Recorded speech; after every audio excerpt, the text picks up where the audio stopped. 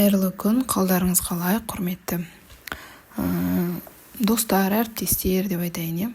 Бүгін сіздермен БЖБ ТЖБ-ны, жалпы ағылшын тілінен БЖБ ТЖБ-ны қалай жасау керек, сол туралы айтпақшымын сіздерге.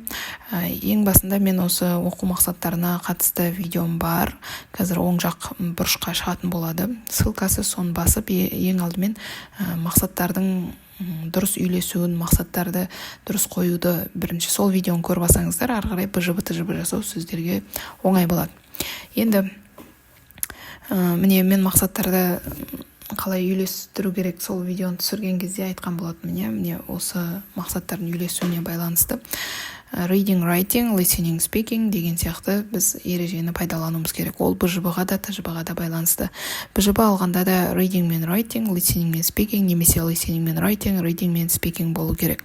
Бірақ ешқашанда writing мен speaking, немесе listening мен reading деп ала алмаймыз.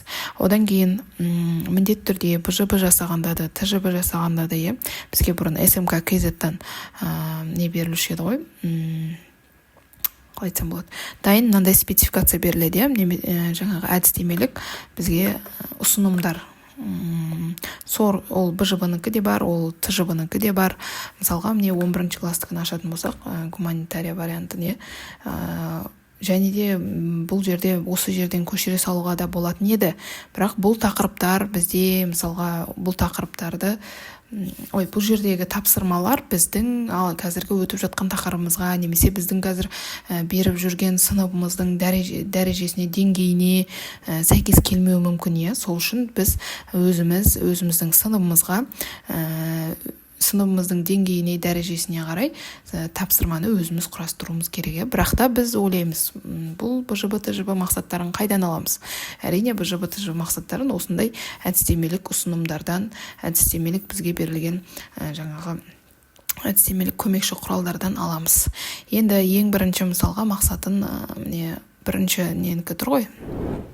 Бірінші 90-дікі тұр, бірінші 90, бірінші БЖБ-сы тұр. Мына мақсатын біз көшіріп алып, негізі өзіміздің күнтізбелік тақырыптық жоспарымызға қоюымыз керек. Осы мақсат бойынша сосын жұмыс жасауымыз керек балалармен. Енді қарап тұрсаңыздар, міне осы мақсатқа қарайсыздар да, қалай тапсырма жасаймыз. Көп мұғалімдер содан қиналады да, мысалға дайын бір басқа планелерден, телеграмнан бір группаларға кіріп алады, елдердің бір жіберген нелерін, тапсырмаларын көшіріп алады да, одан кейін оның оқушыларға түсіндіру қиын болып жатады, оқушылардың оған білім деңгейі жетпей жатады ол тапсырманы орындауға, немесе ол тапсырмада берілген жаңа сөздер сабақта өтілмей жатады. Біз сабақта өтілген, күнделікті өзіміз өтіп жүрген тақырып бойынша, сол мақсаттар бойынша балалардың білімін тексеруіміз керек. Әйтпесе ол әрине дұрыс болмайды. Сол үшін міне бізге дайын жаңа спецификацияда осындай БЖБ-ның да ТЖБ-ның да мақсаты беріліп тұрады. Енді осы мақсатқа қарай бізге тағы да не беріледі? Әрине тапсырмалар беріледі. Осы мақсаттың мынау тапсырмасы, бірақ біз тапсырманы өзгертуіміз керек. Ол біріншіден ол оқушылардың білім деңгейіне сәйкес келмеуі мүмкін. Ал екіншіден ол оқушылар мына спецификацияны өздері де СМК-ға кіріп скачать етіп алуы мүмкін, немесе тағы да дайын нелер, интернеттегі зат, ол интернетте кез келген жерден оқушылар оның жауабын біліп алуы әбден мүмкін. Одан кейін олар әрине БЖБ-ны, ТЖБ-ны өтірік жаңағы дайын жауаптармен сіздерге жазып береді. Сосын сіздер бағалау уже сіздерде дұрыс болмайды. Сол үшін мына тапсырманы примерно қараймыз. Бұл жерде не болып тұр бізде? Listen to Angel describing how he feels living in a foreign country and choose the best option, ABC. Яғни бұл жерде ABC таңдау, бір жауап, бір дұрыс жауабы бар тест сияқты сұрақ болу керек. Дәл сондай дұрыс жауабы бар тест сияқты тапсырманы іздейміз. Әрине ол тыңдалым болу керек. Біріншіден listening деп тұр, тыңдалым болу керек. Біз оны апарып reading жасай алмаймыз. Listening бірінші беріліп тұр ма? Сол listening тыңдалым іздейміз. Енді кез келген тыңдалымды ала салмаймыз. Бұл бізде қандай тақырыпта болып тұр? Making contact бөлімі бойынша болып тұр. Демек, сіздер тыңдалымды да making contact, listening task деген сияқты іздейсіздер. Сол кезде осы тақырыпқа байланысты тыңдалым тапсырмасы шығады. Сол тыңдалым тапсырмасын аласыздар да.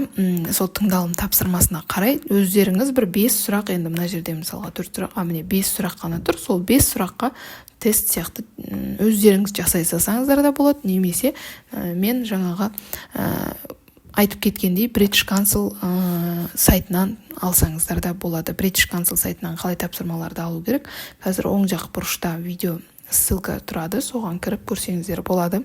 Қандай сыныпқа болсын, кішкентай жаңағы садиктегі деп айтайықшы, сондай балалардан, даже сондай балаларға арналған жаңағы тапсырмалардан бастап, ана студент, даже профессиональный нелерге де тапсырмалар бар. Ол жерде қалай бөлінеді, ол дәрежелері, қалай кіреміз, мысалға 5 пен 7 болса қай сайтына кіреміз, 10-11 или там одан үлкен болса нелері, мысалы B1, B2-ға қалай тапсырма аламыз, сол видео ссылкаға кіріп өздеріңіз көре аласыздар. Енді сол жерден мысалға British Council'дан тапсырма алдыңыз, ол сол тапсырмадан мысалға мен қазір міне кірейін.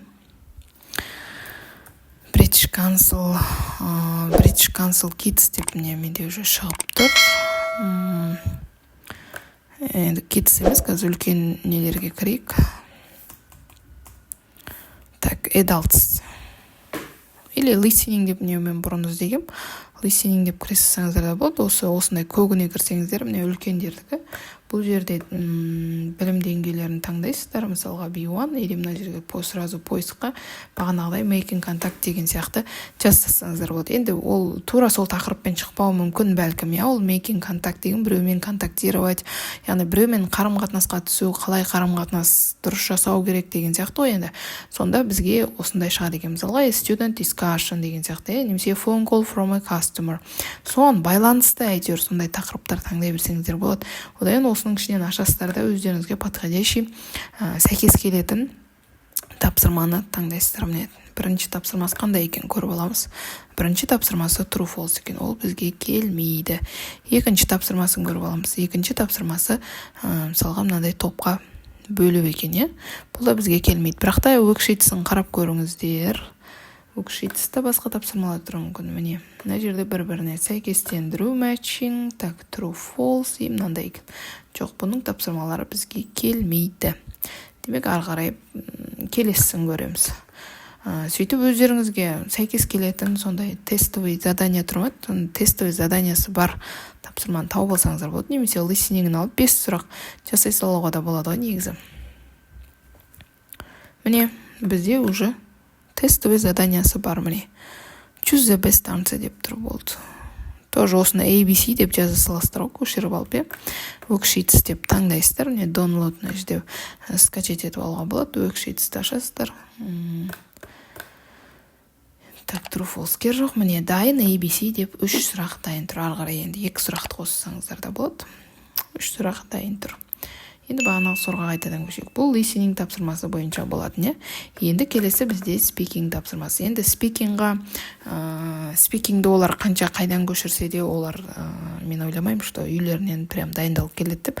Сол үшін speakingнің міне карточкалары тұр ғой. Карточкалармен 4 карточканың мысалға 2-ін ғана таңдай салыңыз, немесе 4 карточканы бірақ апарам десеңіз, бірақ апарып балаларға таңдатсаңыз болады, біреуін таңдап. Олар дайындалып спикинг айтады. Бұл енді спикингмен кішкене оңайлау. Немесе спикингға өзіңіз бір тақырып қойып, осы туралы обсуждение жасаймыз десеңіздер де, ол қате болмайды, өзіңіз бағалайсыз сосын балаларды.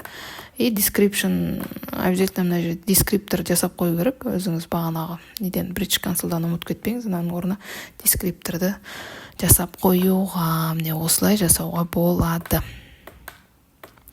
ТЖБ-ны да дәл осылай жасайсыздар. ТЖБ-ның да дайын осындай спецификациясы бар, мақсаттары тұрады, қандай тапсырмалар екені тұрады. Міндетті түрде спецификациядан алыстамай, listening ба, listening, ABC таңдау ма, ABC. Егер мында true false тұрса, true false тапсырмасын алуға тырысыңыздар. Сонда барлығына түсінікті болады, балаларға да түсінікті болады. Одан кейін тоже қай немен болады, осы тақырыппен, бөлімге байланысты тақырыппен болуы керек.